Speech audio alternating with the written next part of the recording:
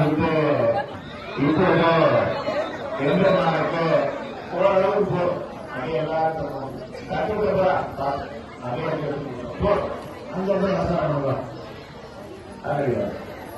அப்படியாக இப்பொழுது சிறிது நேரத்திலே வரி தேவாலயங்களுடைய பெருநாளுக்கெல்லாம் மாநில தாரணமானது நடைபெற இருக்கக்கூடிய வேலையிலே பக்தர்கள் அனைவரும் அமைதியாக இருந்து எந்த சரமும் இல்லாமல் சுவாமி அம்மாவுடைய திருக்கல்யாண மகோத்சவத்தை தரிசிக்கும்படி கேட்டுக்கொள்ளப்படுகின்றார்கள். இப்படியாக சக்தி 6 நாட்களிலே முழுக்கமானவர் தாரகாசுரன் முதலிய அசுரர்களை எல்லாம் சங்கரித்து தாராசுரன் சூழலும் என்ற 6 விதமான அரசர்கள் அன்னந்தம்பிகள் அவருடைய பட்டணத்திலே கடலை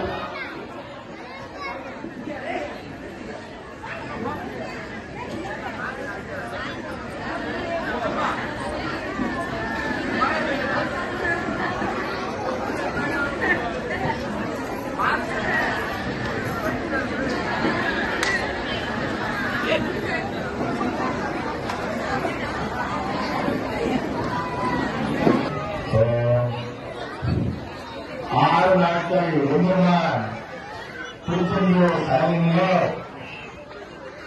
வீட்டிலிருந்து நல வீரர்கள் என்று சொல்லக்கூடிய வீரராக போவர்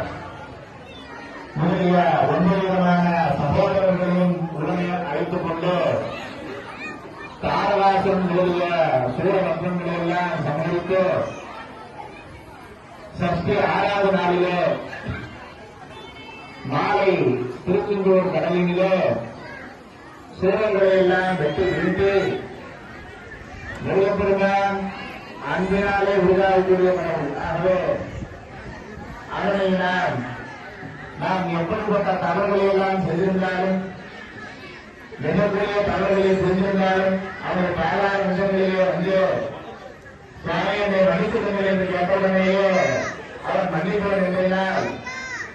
சூரபத்மநாபன் மாணவராக காட்சியளித்தவுடனேயே அவன் மீது தனது சாதாரண கருவியை வாங்கிக் கொண்ட சக்தி வேலினை வைத்துக் கொண்டு அவனது மாட்டை திறந்து அவனை இருக்கூறாக்கி அவனை சம்பளிக்காமல் மயிலாகவும்